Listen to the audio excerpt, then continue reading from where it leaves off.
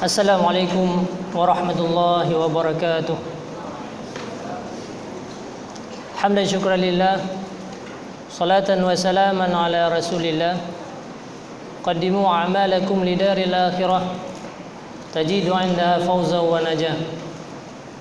Allahumma salli wa sallim ala sayyidina Muhammadin tibbil qulubi wa dawaiha wa afiyatil abdani wa shifaiha wa nuril absari wa diyaiha wa qutil arwahi wa ghizaiha wa ala alihi wa sahbihi fi kulli lamhatin wa nafasin bi'adadi kulli ma'lumin lak.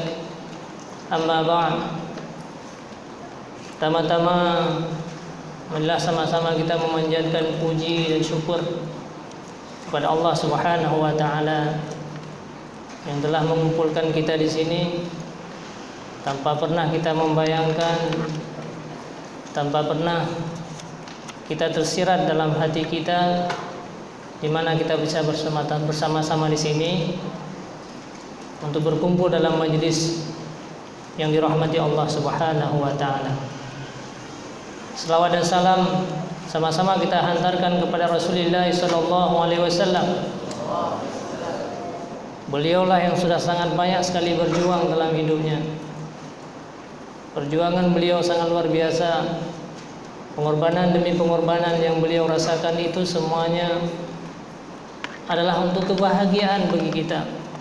Seandainya Rasulullah itu tidak berjuang, tidak berkorban, sungguh kita hari ini bukan menjadi manusia yang sebenarnya. Kita tidak bisa menikmati apa yang sekarang kita nikmati. Tetapi kenikmatan yang kita rasakan hari ini semuanya itu atas penderitaan yang pernah menimpa Nabi kita Nabi Muhammad SAW. Kita selalu memohon agar kita nanti di hari akhirat bisa dipertemukan dengan beliau, bisa kita duduk bersama-sama beliau di hari akhirat nanti. Amin. Ta'zim wa takrim saya yang pertama sekali yaitu kepada pimpinan Maktab Mahmud Al-Ustadz Muhammad Asri bin Sa'ad, jazakumullah khairan. Suma ila Prof Wan Suhaimi, Prof mohon maaf, jazakumullah khairan.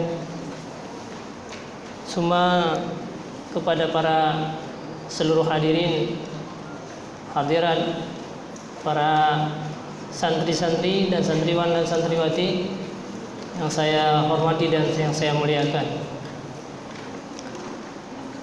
Mungkin saya pada hari ini akan menjelaskan sedikit sistem pendidikan Ihya Ulumuddin di Aceh. Mungkin ini Aceh juga ya, tempat ini Aceh. Tadi pas saya datang ke sini, pas sampai di Pampleng itu mobilnya berhenti. Ini kampung Aceh, subhanallah. Ada orang-orang teman-teman saya tanya, kemarin naik pesawatnya mau kemana? Dari Aceh mau kemana? Mau ke Aceh. Bingung orang, masa dari Aceh pergi ke Aceh lagi naik pesawat? Apa putar-putar pesawat nggak sampai apa artinya? Nah, subhanallah, ternyata tidak pernah disangka dari Aceh sampai ke Aceh lagi, tapi harus naik pesawat. Jadi alhamdulillah saya bisa bertemu dengan saudara-saudara di sini dalam majelis yang dirahmati Allah ini. Oke, sistem pendidikan kami di Aceh kita memang mungkin agak sama antara kita yang belajar kitab Ihya Ulumuddin dengan kami yang belajar di sana di Aceh. Cuma di Aceh itu sistem belajarnya agak berbeda sedikit. Perlu saya sampaikan sedikit bahwa di pesantren kami itu namanya Mudi Mesra. Indah namanya, Mudi Mesra. Tapi orang-orang anggap itu tempat bermesra para mudi-mudi, bukan. Mudi itu artinya Ma'hadal Ulum, Mudi Ma'hadal Ulum Diniyah Islamiyah Masjid Raya. Paham arti Masjid Raya? Masjid yang besar itu namanya Masjid Raya. Karena yang membangun yang pertama sekali pendidikan kita adalah masa Sultan Iskandar Muda. kira-kira abad ke-15 dan 16. Maka sudah berdiri pesantren kita selama 400 tahun namanya. Cuman selama ini alhamdulillah dengan izin Allah, pesantren kita itu merupakan pesantren untuk saat ini merupakan pesantren yang terbesar di daerah Aceh, yang paling banyak santrinya. Kira-kira santrinya sudah mencapai 5.000 orang. 5.000 orang dengan pengajarnya 1.300 orang. Jadi guru-guru di sana sudah sebanyak 1.300 orang, tapi tanpa digaji.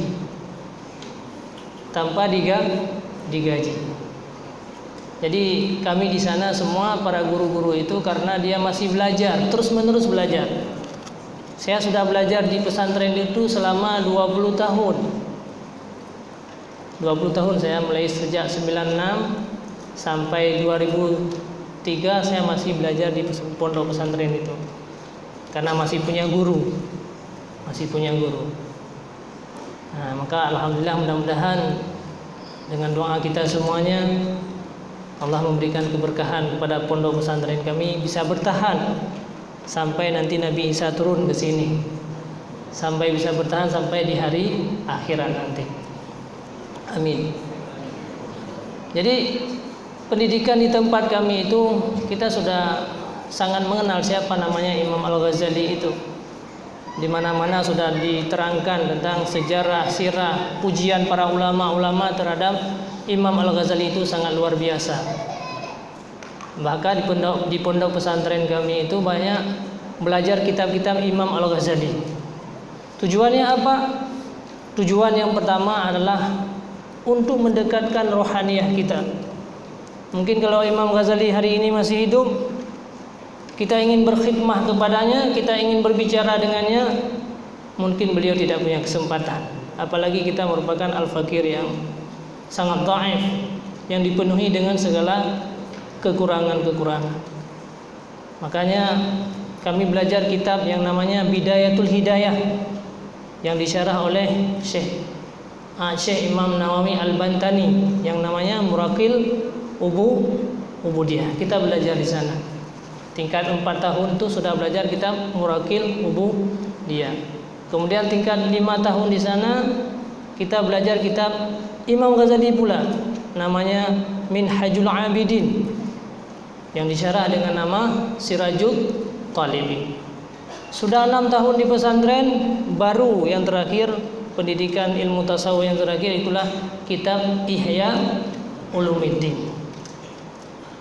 Kadang-kadang dibaca kitab syarah daripada Ihya Ulumuddin atau hasyiahnya Saddatul Muttaqin, Ittihafu Saddatil Muttaqin. Cuman sistem cara pembelajaran kitab Ihya Ulumuddin di Aceh itu ada 2 sistem. Guru itu membaca kulla warakah, setiap hari dia membaca selembar, 1 lembar, 2 lembar atau 3 lembar. Ada sistem yang pertama, yaitu dengan cara dibacakan setiap hari, kemudian disyarahkan hanya sekilas, pensyarahannya hanya sedikit.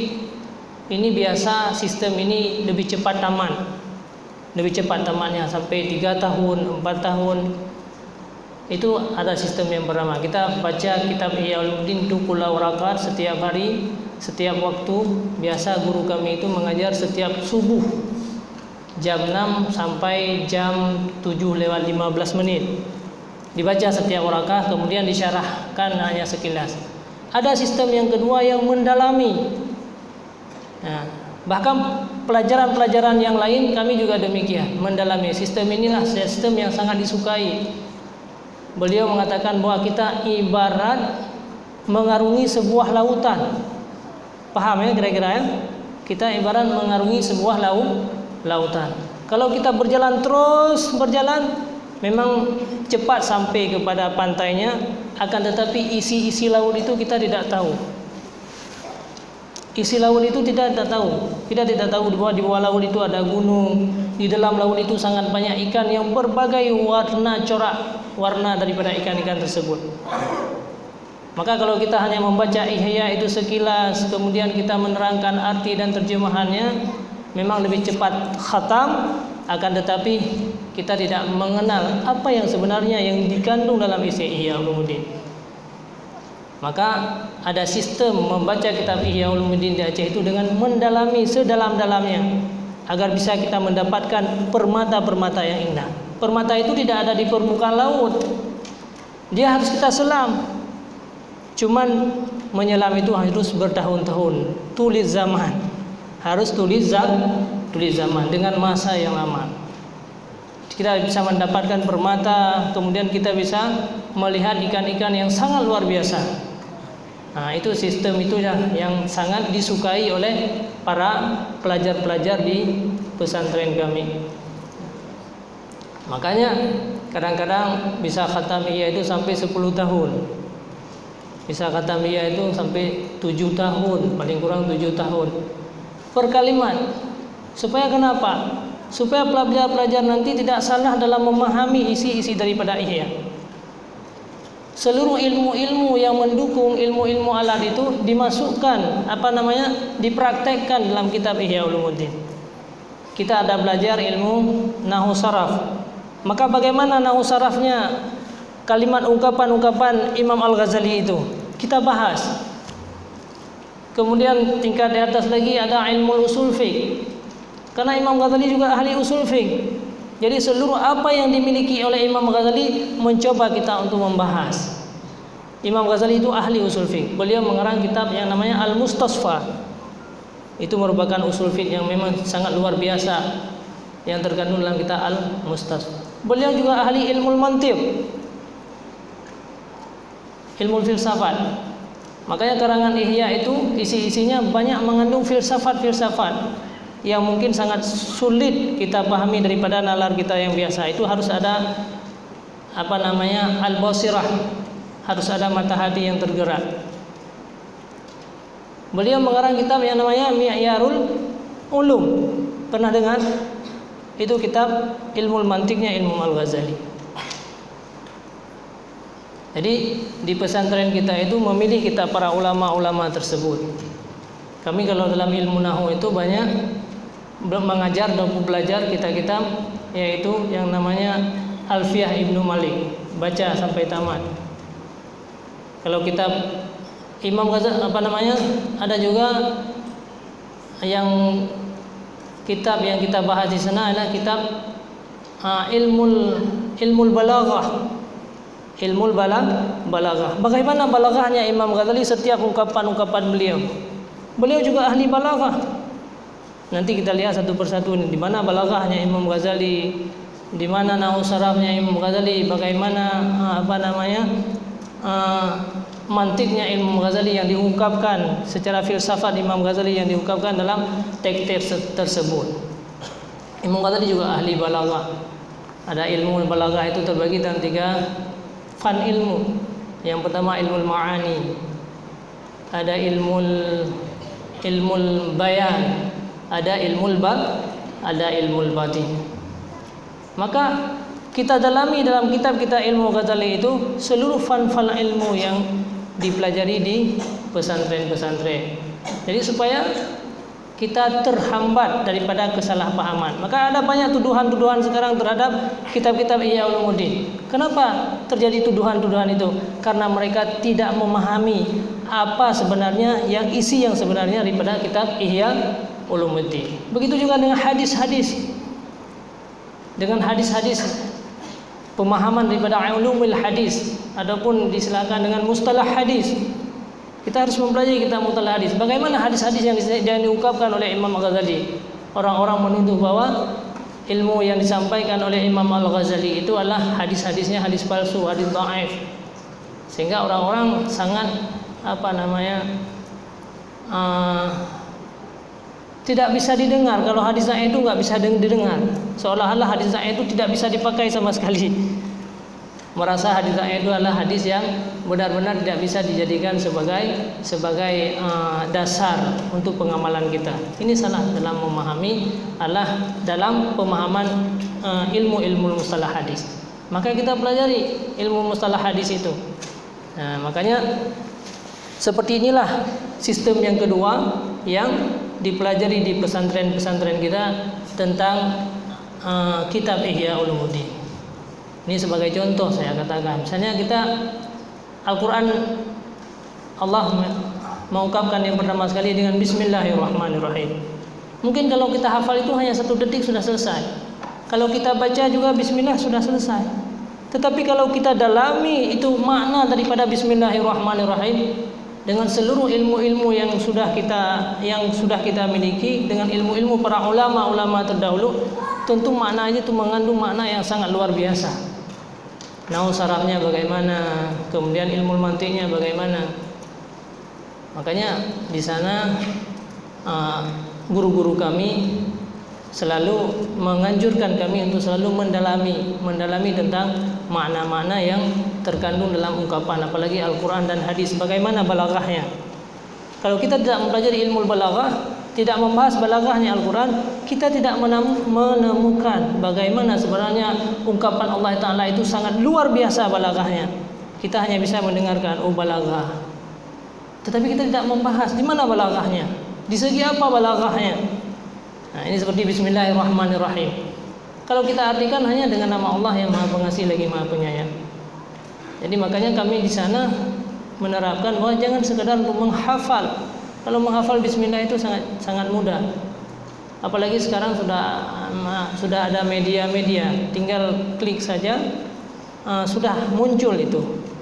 Tetapi kalau seandainya pembahasan yang mendalam itu tidak muncul, tentang pembahasan yang dikandung dalam Bismillah itu tidak muncul, karena seluruh Al-Quran dijelaskan oleh para ulama semuanya terkandung dalam surat Al-Fatihah. Surat Al-Fatihah itu semuanya itu terkandung dalam Bismillahirrahmanirrahim. Makanya Al-Ali bin Abi Thalib karamallahu wajhuh pernah beliau mengungkapkan bahwa seandainya aku mensyarahkan Bismillahirrahmanirrahim itu 70 onta yang akan membawa kunci tempat tong untuk tempat menaruh kertas-kertas tentang pembahasan yang saya ungkapkan Bismillahirrahmanirrahim, tidak sanggup, belum cukup itu. Nah, itu seperti itu. Nah, makanya sistem pendidikan kami terus menggenjot untuk terus membahas tentang isi-isi yang ada dalam kitab Ihya Ulumuddin. Ini sebagai contoh, ini ada beberapa yang sudah dibagikan itu untuk kita praktekkan. Mungkin kalau saya sampaikan itu tidak sama dengan laisal khabar kal ayat. Tidaklah yang diceritakan itu seperti apa yang kita lihat. Laisal khabar kal ayat. Cuma ini sedikit saja saya sampaikan ini sebagai contoh. Misalnya Bismillahirrahmanirrahim. Kalau seandainya kita membahas itu memang mempunyai makna yang penting. Ilmu nahwunya kalau kita bahas sangat luar biasa. Muta'ala'nya yang pertama. Dengan nama Allah yang Maha Pengasih lagi Maha Penyayang. Kalau orang mengatakan itu saya sudah paham, itu tandanya belum paham. Masa paham dengan nama Allah yang Maha Pengasih lagi Maha Penyayang? Apa yang mau dibahas di situ? Kenapa Allah mengungkapkan kalimat Bismillahirrahmanirrahim? Tetapi seandainya kita mendalami tentang pemahaman daripada makna Bismillahirrahmanirrahim secara nahwu saja, itu sangat luar biasa ternyata ungkapan tersebut. Yang pertama tentang faedahnya bi. Ada faedah bi ya. Kitab Alfiyah ada belajar di sini? Alfiyah Ibnu Malik ada? Ada enggak ya? Tentang faedahnya bi misalnya. Kemudian bismillah itu majrurnya dengan huruf. Bismillah itu majrur dengan idhafah. Kita belajar ya. Majrur dengan huruf, majrur dengan idhafah. Ar-Rahmanir-Rahim majrurnya dengan tabi', na'ad, man'un. Nah, ternyata itu saja sudah sangat luar biasa. Bagaimana ungkapan Allah? Majrur dengan huruf itu lebih kuat daripada majrur dengan idhafah. Kenapa? Karena majrur dengan idhafah ditakdirkan huruf jarnya. Kemudian majrurnya dengan na'ad man'un lebih rendah lagi daripada majrurnya dengan idhafah. Al-mahfuzatu salasatun. Ada ya? Yang namanya jar majrur itu ada 3. Al-mahfudun bil jar wal majrur, al-mahfudun bil idhafah, al-mahfudun bit tab'i. Jadi ini ada 3 tingkatan supaya sangat luar biasa Allah Subhanahu wa taala mengungkapkan dengan secara ilmu nahwu itu tentang masalah bismillahirrahmanirrahim. Itu sedikit saja. Yang sebenarnya kalau kita lihat dari susunan kalimat-kalimat tersebut, Ar-Rahmanir Rahim. Ar-Rahmanir Rahim itu kan nama Allah ya. Nama Allah termasuk dalam nama Allah. Allah itu juga merupakan nama Allah. Kalau secara nahwu itu tidak boleh disifatkan. Masa nama disifatkan kepada nama? Ar-Rahman nama, Ar-Rahim nama. Maka yang kalau secara ilmu nahwu itu harus Ar-Rahmanur Rahimu barisnya. Bukan Ar-Rahmanir Rahimi. Tetapi kenapa dari Ar-Rahmanur Rahimu dijarkan di dalam teks-teks Al-Quran tersebut? Inilah tujuannya, karena ada balaghahnya ternyata. Dia dari tangga yang paling tinggi kepada tangga yang paling rendah.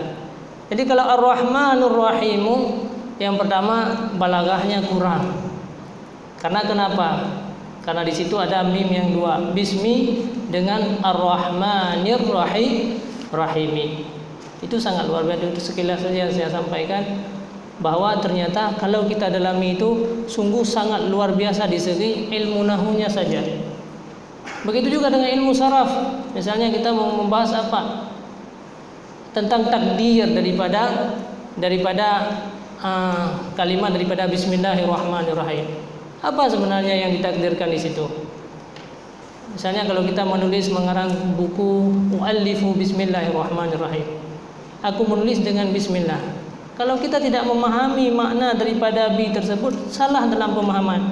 Masa kita menulis dengan bismillah? Biasa menulisnya dengan apa?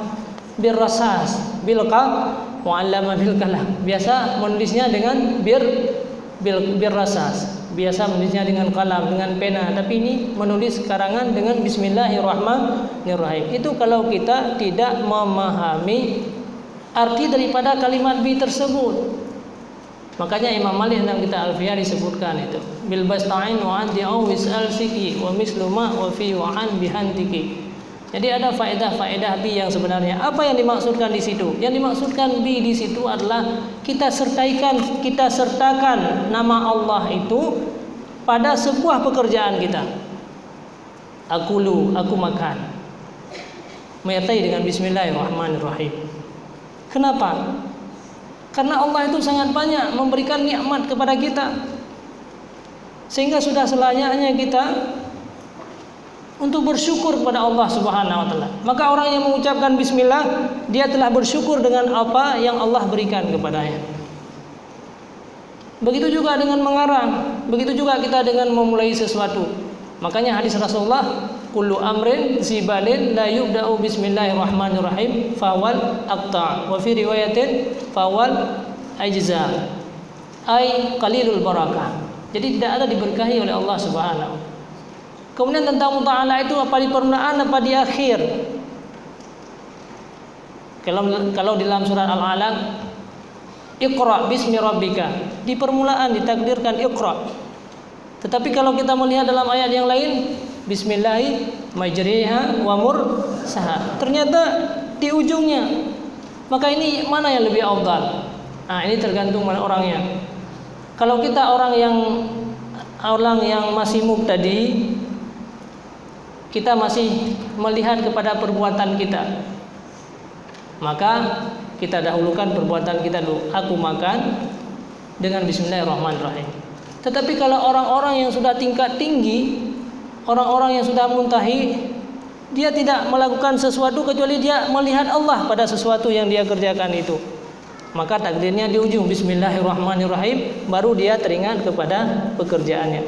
Biasa kita teringat kepada pekerjaannya kita dulu, baru ingat kepada Allah. Ada orang yang nggak pernah ingat kepada Allah, yang ingat kepada pekerjaannya saja. Ingat kepada makan, ingat dan sebagainya. Nah, itu salah satu pemahaman dalam kalimat bismillahirrahmanirrahim. Kemudian kita tidak melihat bismillah itu merupakan kalam Allah. Kemudian coba kita menelusuri tentang masalah teks-teks ataupun ungkapan-ungkapan daripada Imam Ghazali. Bagaimana hebatnya Imam Ghazali dalam mengarang. Bukan sekadar ma'ani yang beliau kuasai, bukan sekadar isi-isinya daripada Ihya Ulumuddin saja yang sangat luar biasa. Memang isi Ihya Ulumuddin itu sangat luar biasa. Tetapi ternyata seluruh ilmu, disiplin ilmu itu ada dalam kitab Ihya Ulumuddin. Kalau tidak kita memahami itu, kita nanti kadang-kadang salah dalam pemahaman dan malah kita inilah yang akan menyesatkan Imam Al-Ghazali. Kenapa? Karena kita tidak memiliki ilmu-ilmu yang bisa menguraikan tentang teks-teks yang ditulis oleh Imam Al-Ghazali. Kemarin ada kelompok namanya yang menuduh Imam Ghazali itu sesat. Kenapa sesat Imam Ghazali? Karena dalam Ihya Ulumuddin ditulis satu kalimat yang menyesatkan. Apa kalimatnya? Hudurullahi fi qulubil arifin. Kalau kita tidak memahami, maka kitalah yang menyesatkan Imam Al-Ghazali. Huduru, orang mengerti hudur itu artinya hadir. Hadara yahduru hudur, hadir. Hudurullah fi qulubil arifin. Hadirlah Allah dalam hati orang-orang yang arif. Apa arti hudur? Datang Allah. Inilah sesatnya Imam Ghazali. Ada orang yang menyesatkan demikian. Kenapa Imam Ghazali sesat? Karena dia mengungkapkan Allah itu hadir dalam hati orang-orang arifin. Oh, berarti orang-orang yang berpendapat dengan Mujassimah, Imam Ghazali sama seperti kita, Mujassimah. Karena kenapa? Allah itu hadir, arti hadir datang dalam hati orang-orang yang arif billah. Subhanallah. Ini kenapa terjadi? Siapa yang berpendapat demikian? Orang yang membaca Ihya Ulumuddin juga. Karena dia kurang meneliti, kurang memahami ilmu-ilmu ma'ani, ilmu-ilmu mantiq, ilmu-ilmu bayan, ilmu badi' tentang ungkapan-ungkapan daripada Imam Al-Ghazali. Akhirnya menyesatkan Imam Ghazali. Subhanallah. Kalau ini yang terjadi dari santri sendiri, kalau ini yang terjadi daripada orang-orang yang belajar Ihya Ulumuddin, maka sungguh sangat luar biasa. Maka yang belajar kitab itu harus benar-benar memahami, harus punya guru, harus punya murabi, harus dibimbing dan dididik setiap saat. Nanti kalau kita sudah besar hanya memahami dan sekilas Ihya Ulumuddin, kemudian kita baca sendiri, maka akhirnya salahlah kita dalam mengambil apa yang dimaksudkan oleh Imam Al-Ghazali. Subhanallah. Padahal kalau kita mempelajari ilmu ma'ani, hudurullah fi qulubil arifin, Imam Ghazali bukan ingin menyampaikan kepada kita bahwa Allah itu datang dalam hati. Jangankan Imam Al-Ghazali, orang yang tidak belajar pun tidak mungkin berpikir demikian. Ini berapa jumlah kita semuanya? Ada 100 orang, 200 orang. Masa Allah jadi 200 orang? Karena kalau masuk Allah dalam hati arifin ini, ada arifin 100 orang, maka Allah jadi 100 orang. Dalam Al-Quran 2 orang saja nggak boleh Allah. Laukana fi apa ayatnya? Jikalau ada dalam bumi ini alihata la fasadata. Sungguh rusaklah bumi ini. 2 orang saja nggak boleh. Nah, makanya dengan ilmu ma'ani itulah yang meleraikan persoalan-persoalan seperti ini. Apa? Dalam ilmu ma'ani itu ada disebutkan yang namanya al-qalbu, al-iltifat. Mana artinya al-qalbu? Kadang-kadang dia ungkapan-ungkapan itu ungkapan yang terbalik. Yang ingin Imam Ghazali menyampaikan dalam teks tersebut adalah bukan Allah datang dalam hati kita, tetapi orang yang sudah tingkat arif billah, dia akan selalu mengingat Allah Subhanahu wa taala. Tidak putus-putus ingatan beliau daripada Allah. Makna hudur itu hadrah. Jadi hati mereka terus mengingat kepada Allah, seolah-olah Allah itu hadir. Arti hadir bukan datang zatnya, tetapi ingatan beliau selalu hadir kepada Allah. Paham kira-kira? Ini mungkin bahasa agak sedikit berbeda. Jadi inilah, sehingga sistem yang seperti inilah yang dipertahankan oleh guru-guru kami. Jadi mendalami yang sebenarnya kitab Ihya Ulumuddin. Kemudian begitu juga dalam bidang, misalnya dalam bidang usul fiqh. Dalam bidang usul fiqh juga demikian. Kita harus memahami bagaimana usul fiqh kitab Ihya Ulumuddin. Ini sebagai contoh, ini teks ya, salah satu teks yang kita baca ini. Misalnya di sini ada Ahmadullah awwalan. Kata Imam Al-Ghazali. Ini ungkapan Imam Al-Ghazali. Ahmadullah awwalan hamdan katsiran mutawaliyan wa in kana yatadaalu duna haqqi jalalihi hamdul hamidin wa usallimu ala rasulihi thaniyan salatan tastaghriqu ma'a sayyidil bashar sairul mursalin wa astakhiruhu ta'ala thalithan fi man ba'atha azmi min tahriri kitabi fi ihya'i ulumiddin. Nah, sebelum kita menguraikan apa isi-isi yang ada dalam teks tersebut, yang pertama sekali kalau kita melihat balaghahnya Imam Ghazali, ada ilmu balaghah di situ. Apa ilmu balaghah itu? Artinya wa wujuhu adalah memperbagus cara-cara kita mengibaratkan ungkapan-ungkapan tersebut. Mana balaghahnya Imam Ghazali dalam teks tersebut? Yang pertama, kalimat-kalimat yang di akhir itu mursalin, kemudian Ihya'i Ulumiddin, dalam dalam mengambil teks-teks, menulis teks-teks tersebut dia ada balaghahnya yang dinamakan dengan saj'u. Kalau dalam ilmu balaghah itu dinamakan dengan as-saj'u. As-saj'u. Kemudian ada Ihya Ulumuddin. Kemudian ada di sini Zumratul Jahidin min tabaqatil munkirin al-ghafilin. Itu semua ada saj'u. Lihat Al-Qur'an. Wadduha wal-laili idza saja. Banyak semua ayat-ayat Al-Qur'an itu adalah penuh dengan saja. Ada ungkapan yang bersaja. Ya, paham ya saja'an? As-saj'u. As-saj'u itu artinya kalimat-kalimat terakhir itu sama walaupun wazannya yang berbeda. Tapi Al-Quran lebih. Setelah kita mempelajari tentang ilmu balaghah, setelah kita melihat Imam Al-Ghazali ada saj'u, ternyata Al-Quran itu lebih balaghah lagi daripada saja yang diungkapkan oleh Imam Al-Ghazali. Kenapa? Karena saja Imam Al-Ghazali ini hanya as-saj'ul mutarraf. Karena saja itu ada 3. Ada saj'ul mutarraf, ada saj'ul mu'rasa, ada saj'u yang al-mutawazi. Ya, nanti kita kalau dalam belajar kitab belajar ilmu balaghah ada nanti pembagian as-saj'u. Pembagian as-saj'u itu ada nanti. Kemudian Al-Qur'an ada muwazanah lagi. Nah, setelah kita melihat rupanya Imam Al-Ghazali ini punya as-saj'u, sebelum kita melihat maknanya, lafaz ungkapan-ungkapan itu ada balaghahnya. Walaupun kita kalau waktu kita membaca itu sama, balaghah enggak balaghah tidak terasa karena kita orang ajam. Tapi kalau orang Arab itu ya, dia paham ternyata ini balaghah. Cuman balaghahnya Imam Ghazali itu di bawah balaghahnya Al-Qur'an. Ya, subhanallah. Dengan kita mendalami kitab Imam Ghazali, semakin kita ta'ajub terhadap Al-Qur'an itu luar biasa lagi balaghahnya. Kenapa? Al-Qur'an setelah ada saj'u, ada muwazanahnya lagi. Artinya kalimat-kalimat akhir itu sama wazan-wazannya.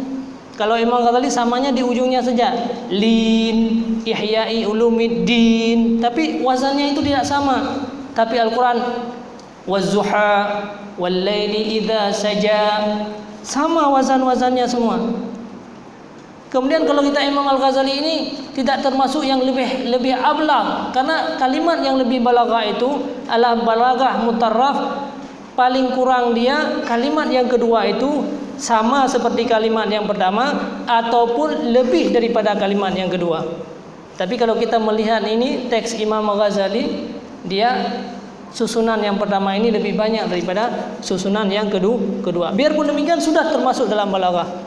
Tapi balaghah Al-Quran di atas balaghahnya Imam Al-Ghazali, subhanallah. Maka dengan mempelajari kita membahas kitab Imam Ghazali, ternyata kita dapatkan lagi Al-Quran itu jauh lebih balaghah daripada apa yang diungkapkan oleh Imam Al-Ghazali.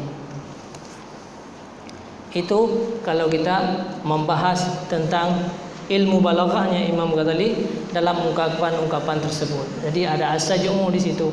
Kemudian as-saj'u itu jauh lebih berbeda dengan as-saj'u yang ada di dalam kitab Al-Quran. Kemudian kalau kita membahas tentang ilmu mantiknya, ilmu ataupun ilmu sarafnya ilmu Al-Ghazali, yang pertama diungkapkan Ahmadu. Ahmadu itu kalimat apa? Fi'il mudhari. Fi'il mudhari ada mushtaq minnya. Mushtaq minnya itu daripada masdar alal ulama al-basriyin. Wa alal kufiyun mushtaq minnya adalah yaitu apa? Fi'il madhi. Pernah dengan mushtaq wa mushtaq minhu. Jadi alal ulama al-basriyin mushtaq minhu daripada hamdan. Ahmadu hamdan. Itu namanya istiqa saghir. Istiqa ada 3, ada istiqa sughra, ada istiqa kubra, ada yang akbar. Apa arti istiqa saghir itu? Arti istiqa daripada saghir, apa arti istiqa? Tahwilu aslil wahidi ila amsilatil mukhtalifah. Kira-kira demikian ya. Jadi dari satu kalimat dimustakkan daripada masdar, kemudian susunannya masih seperti biasa. Ha mim dal. Ha mim dal. Jadi ha mim dal tersebut hamdan. Susunannya masih seperti biasa. Tapi kalau istiqa sughra, kalau kita mendalami sangat luar biasa. Coba kita balik. Maknanya masih sama. Kalau hamida, ahmadu, adanya puji maknanya. Coba kita balik kalimatnya. Hamida, madaha, damaha, itu sama semuanya. Itulah luar biasanya luar biasanya kalam bahasa Arab itu. Kalau kita balik-balik sama. Alima, ada hubungan semuanya. Alima, amila, tetap ada kalimat in lam mim. Itu namanya istiqa kubra. Namanya istiqa kubra. Kalau masih susunannya masih seperti yang semula, maka itu dinamakan istiqa sughra. Kalau susunannya sudah berbeda, maka namanya istiqa kubra. Tetapi dia ada hubungan antara ilmu dengan amal, ada hubungan. Tetap in mim lam. Lam min in lama'a, cahaya. Subhanallah, itulah rahasianya bahasa Arab itu. Jadi istiqa itu hampir sama semua. Hampir sama semua. Lam'a itu cahaya, ilmu itu juga cahaya. Amal itu juga orang yang selalu terus menerus dia beramal, terus dia akan bercahaya ke tubuhnya semuanya. Subhanallah. Nah, itu kalau kita membahas, ternyata Imam Al-Ghazali itu bahwa dalam membahas teks-teks tersebut juga mengandung ilmu-ilmu sarafnya, mengandung ilmu-ilmu ma'ani. Nah, Ahmaduhu, kalau di sana kami per kalimat itu diartikan per kalimat. Kalau kita memang mengartikan secara terjemahan bebas mudah. Aku memuji Allah Subhanahu wa taala yang terus menerus, selesai. Tapi kalau kita bahas per kalimat itu apa artinya? Masa Imam Ghazali itu menceritakan bahwa beliau memuji Allah dengan terus menerus. Apa itu dusta ataupun tidak dusta? Ahmaduhu hamdan katsiran mutawalian. Bagaimana pemahaman kasirannya? Apa kasiran itu dia terus menerus tidak pernah mengerjakan yang lain, terus menerus dia memuji Allah? Berarti Imam Ghazali ini dusta namanya. Al-kizbu. Apa arti al-kizbu? Yaitu al-kalam mukhalifun lil waqi'. Sesuatu yang mukhalafah dengan apa yang disampaikan itu adalah, itu namanya dusta. Ini Imam Ghazali sudah dusta di dalam kalimat Ahmadu hamdan katsiran. Ini dusta Imam Ghazali. Kalau kita tidak membahas, dia menceritakan tentang beliau memuji Allah terus menerus, padahal kejadiannya tidak mungkin bisa memuji Allah itu secara terus menerus. Nah, dengan apa kita pahami kebenaran Imam Al-Ghazali itu? Nah, inilah dengan ilmu mantiknya, dengan ilmu bayannya. Kalau kita tidak memahami ilmu mantik dan bayan, salah-salah dalam kalimat yang pertama kita sudah menuduh Imam Ghazali ini merupakan orang-orang pendusta. Karena tidak mungkin dia mengungkapkan sesuatu yang tidak mungkin. Aku memuji Allah Subhanahu wa taala terus menerus. Kasiran mutawalian. Jadi banyak dan terus menerus. Bagaimana bisa memuji Allah? Harus memahami apa arti puji dulu. Nah, ini dengan ilmu mantiknya. Ada mu'arif, ada ta'rif, ta'rif had, ta'rif tam, ta'rif resam, ta'rif hattam, hatnaki. Itu adalah dengan ilmu mantik dan ilmu bayan. Apa ilmu mantik? Yang dimaksudkan oleh Imam Ghazali pada kalimat ahmaduhu ini apa yang sebenarnya? Apa dia menceritakan beliau memuji Allah? Kalau dia menceritakan beliau memuji Allah, berarti beliau tidak mengamalkan dengan apa yang disampaikan oleh Rasulullah. Kullu amrin tibanin la yudau bilhamdulillah. Karena setiap kalimat yang tidak dimulai dengan alhamdulillah, orang yang tidak memuji Allah. Imam Ghazali di sini tidak memuji, hanya dia menceritakan tentang beliau memuji Allah. Menceritakan memuji Allah belum berarti memuji.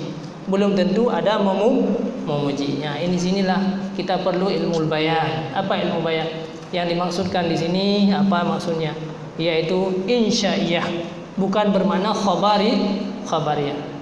Kalau insya itu boleh. Coba orang yang berselawat, Allahumma salli wa sallim ala sayyidina Muhammadin wa ala alihi wa sahbihi wa sallim bi'adadil awraqil ashjar misalnya. Dia berselawat kepada Rasulullah dengan sejumlah daun-daunan. Dusta ini. Masa orang bisa berselawat kepada Rasulullah dengan ratusan ribu? Ini pendusta namanya. Perlu kita pahami apa yang dimaksudkan Allahumma shalli wa sallim. Itulah bedanya antara kalimat khabariyah dengan insya'iyah. Kalau kita tidak memahami itu merupakan insya'iyah, sungguh kita orang-orang yang berselawat kepada Rasulullah dengan sejumlah daunan, sejumlah pasirnya, itu dusta namanya. Dia hanya mengkhabarkan dirinya bahwa dia berselawat. Allahumma salli, usalli wa usallimu misalnya. Aku berselawat kepada Rasulullah bi'adadi warakil awraq misalnya, dengan sejumlah daun-daunan. Jadi begitu juga dengan jumlah seluruh pasir-pasir tersebut. Itu membuktikan bahwa kita ini sudah berdusta.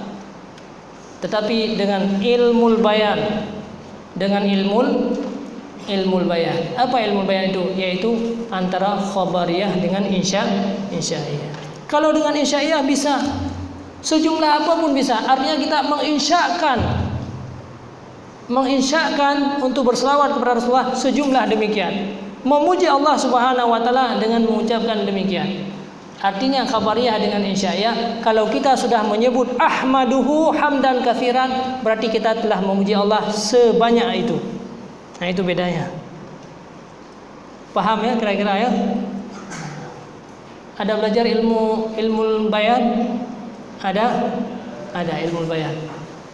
Ilmu bayan itu adalah ilmu yang membahaskan 3 persoalan. Yang pertama masalah majaz. Masalah majaz, ungkapan-ungkapan majaz. Majaz itu ada 3. Ya. Ada majaz isnad, ada majaz kalimat, ada majaz fil murakkab. Kemudian pada majaz isnad, majaz kalimat itu ada terbagi lagi. Ada majaz isti'arahnya. Isti'arah itu ada juga terbagi, ada tasrihiyahnya. Kemudian majaz isti'arah itu ada kinayahnya dan ada takhiliyah. Kalau kita belajar ilmu bayan itu paham kira-kira. Kemudian begitu juga ada terbagi kepada murasyahah, ada terbagi kepada mujarrada, ada terbagi kepada asliyah. Itu pembahasan daripada majaz. Yaitu kalimatun musta'malatun ila ghairi mawdi'an lah. Sesuatu yang dipakai kepada bukan makna yang dasarnya, kepada makna yang lain, itu namanya makna majazi. Jadi banyak sekali Al-Quran itu yang mengungkapkan secara yaitu lafaz atau makna-makna majazi. Sehingga orang tidak salah dalam memahami dengan makna majazi. Ini hari ini kenapa orang menuduh Allah di langit? Karena tidak paham Al-Quran. Ada hadis jariyah itu. Ada seorang Said punya budak dia bertanya kepada Rasulullah yang namanya kena hadis jariyah. Ya Rasulullah, coba engkau lihat budak ini. Apabila budak juga ya, kalau bahasa Malaysianya apa? Budak. Hamba saya apa? Hamba saya. Kalau budak biasa pemuda-pemuda ya. Hamba ya. Nah, ada seorang Said, dia berkata kepada Rasulullah, ya Rasulullah, kalau ini hamba ini Islam, maka aku merdekakan dia. Selanjutnya Rasulullah menyampaikan, bertanya dalam sebuah teks hadis disebutkan teksnya seperti ini. Wahai hamba, aina Allah? Dia menjawab fis sama. Kemudian Rasulullah menyampaikan, hamba ini merupakan hamba yang Islam. Makanya orang-orang yang menganggap bahwa berarti Rasulullah SAW menganggap orang itu Islam kalau dia akui Allah itu di langit. Karena arti fis sama dia di langit diartikan. Nah, kalau kita membahas, kalau kita mengatakan bahwa Allah itu di langit dalam ayat tersebut, maka bertentangan dengan ayat-ayat yang lain. Kenapa bertentangan dalam ayat yang lain? Salah satunya adalah ada ayat surat Al-Alaq itu yang terakhir apa? Wasjud waqtarib. Kalau kamu bersujud kata Allah, maka kamu semakin dekat dengan Allah. Nah, kalau Allah di langit, kalau kita bersujud semakin dekat atau semakin jauh? Kalau Allah di langit, kita bersujud semakin dekat atau semakin jauh? Semakin jauh. Jadi yang sebenarnya ayat itu wasjud wab'un. Jangan wasjud waqtarib, karena kalau kita tegak kan dekat dengan langit. Kalau kita sujud semakin jauh. Menentang dengan ayat tersebut. Aina ma tawallu, ada ayat yang lain, fasamma wajhullah. Kemana kamu hadap, disitulah zat Allah. Kemana kamu hadap, disitunya lah zat Allah. Nah, dalam ayat itu sudah dikatakan kemana kita hadap. Kita lagi menghadap ke barat, zat Allah di barat. Kita lagi menghadap ke timur, zat Allah di timur. Kita lagi menghadap ke utara, zat Allah di utara. Maka akhirnya kita mengambil kesimpulan, berarti Al-Quran ini tidak konsekuen, tidak bisa diterima ini. Satu ayat dibilang Allah di langit, yang lain dikatakan nurullahi fis sama, yang di ayat yang lain dikatakan Allah di mana-mana, di ayat yang lain dikatakan Allah di bumi. Wasjud tadi subhanallah. Itu karena tidak pahamnya makna itu ada dua, ada makna hakiki dan ada makna majasi. Yang dimaksudkan dengan Allah di langit itu apa? Karena sama itu banyak makna. Bukan berarti langit yang sudah berzat seperti itu, tapi punya wasaf, yang wasafnya ketinggian. Maka para ulama meleraikan ini persoalan ini dengan ayat yang lain dengan supaya tidak bertentangan. Maka diartikan Allah di langit itu adalah Allah itu sangat tinggi. Apalagi hadis jariyah itu termasuk dalam hadis muttarib. Artinya sanad-sanadnya itu tidak ada satu yang datang, tapi banyak sanad yang lain. Ini masanya masih ya. Saya nggak lihat jam.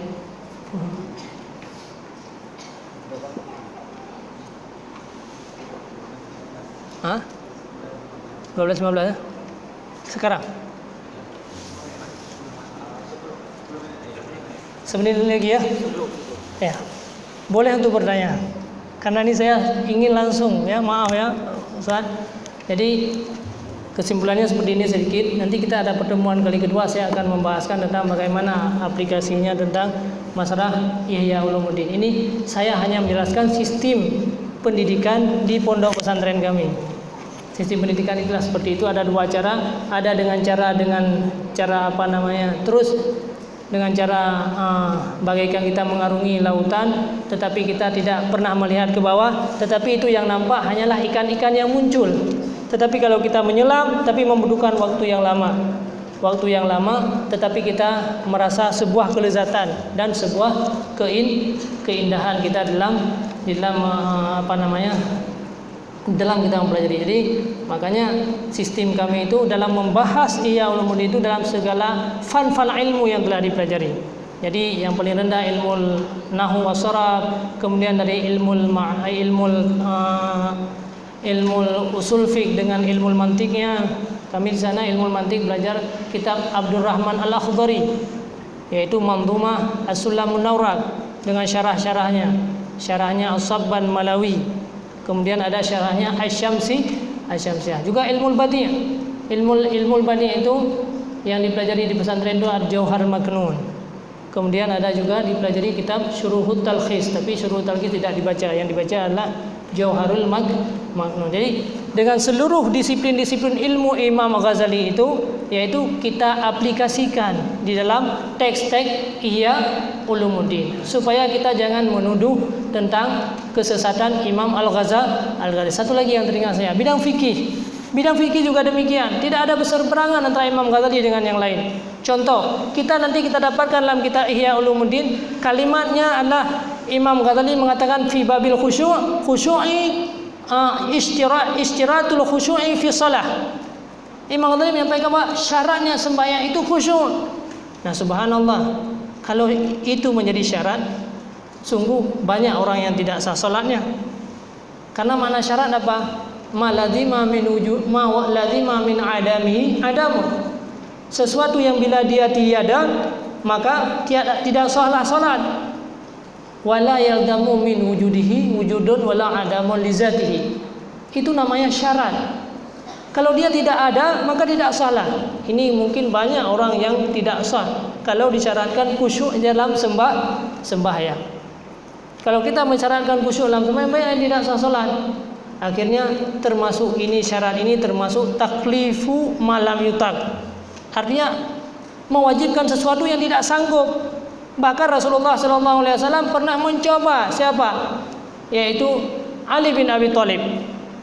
Ali bin Abi Thalib itu sangat khusyuk dalam sembahyang. Bahkan beliau dikala kena anak panah, beliau katakan, cabutlah anak panahku dikala aku sujud.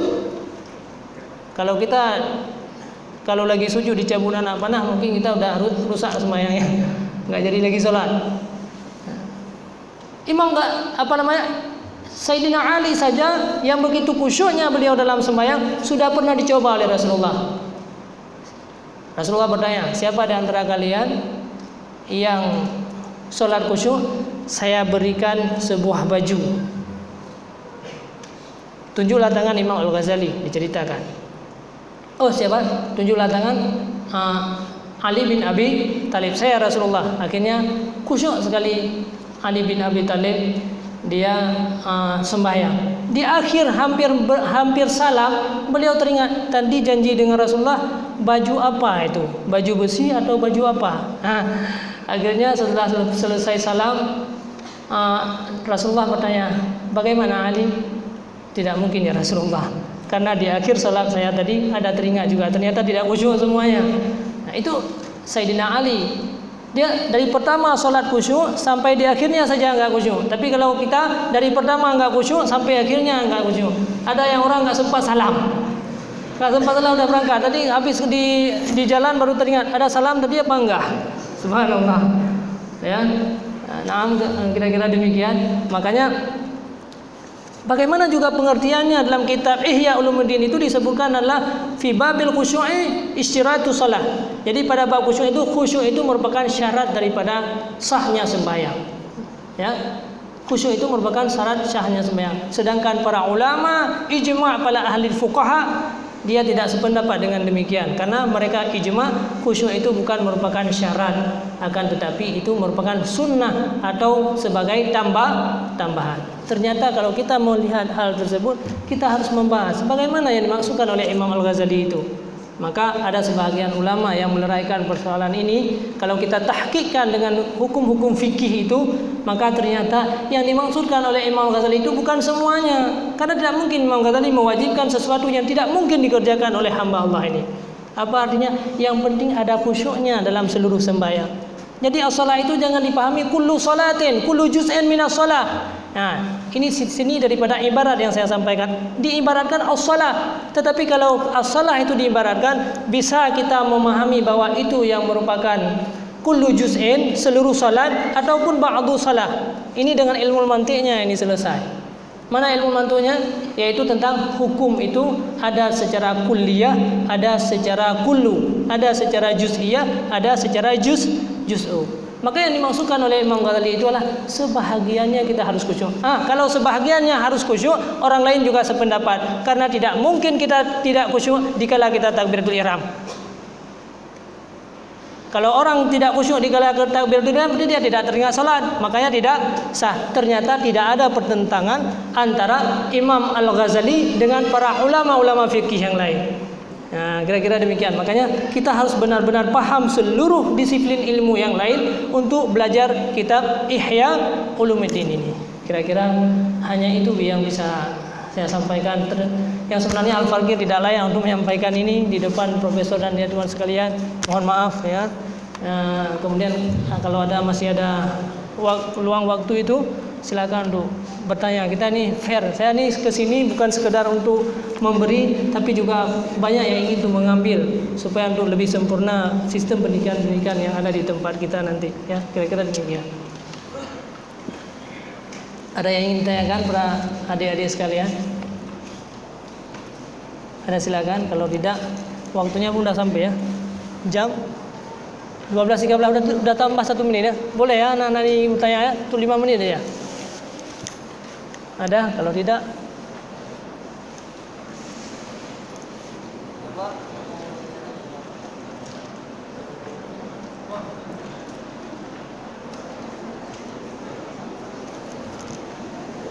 ya kalau tidak ada yang bertanya ya, mudah-mudahan ada manfaatnya kita semuanya. Yang paling penting kita semuanya ini belajar adalah untuk mendekatkan diri kita kepada Allah Subhanahu wa taala, yaitu lewat daripada kita dengan Imam Ghazali ini adalah untuk hubungan rohaniyah. Kalau jasmani kita nggak mungkin berhubungan, biarpun beliau hidup, tapi kita tidak mungkin bisa menghadam mereka. Beliau tidak ada waktu untuk kita. Apalagi kita ini merupakan hamba-hamba yang banyak dengan kekurangan-kekurangan. Maka itulah kita membangun terus. Tentu Imam Ghazali itu akan senang kepada orang-orang yang membaca kitab-kitab beliau. Seperti kita hari ini. Kalau kita sudah mengarang sebuah buku, kemudian dibaca oleh anak-anak kita, dibaca oleh murid-murid kita, tentu kita lebih sayang kepada mereka. Begitu juga Imam Al-Ghazali. Yang Allah berikan kelebihan yang sangat tinggi, maka rohaniyah kita ini selalu akan didoakan oleh Imam Al-Ghazali. Maka orang yang belajar kitab-kitab beliau adalah orang-orang yang akan diberikan keberkahan oleh Allah Subhanahu wa taala. Nah, itulah yang tujuan pokok kita. Kehidupan ini tujuannya adalah untuk akhirat. Wabillahi taufiq wal hidayah. Mudah-mudahan Allah Subhanahu wa taala memberikan manfaat kepada kita bersama apa yang saya sampaikan. Mudah-mudahan Allah Subhanahu wa taala menjadikan kita ini sebagai para thalabah, sebagai pemimpin, para ulama-ulama di masa yang akan datang yang bisa mempertahankan kebenaran yang hakikat itu walaupun daripada Allah Subhanahu wa taala. Amin amin ya rabbal alamin. Assalamualaikum warahmatullahi wabarakatuh.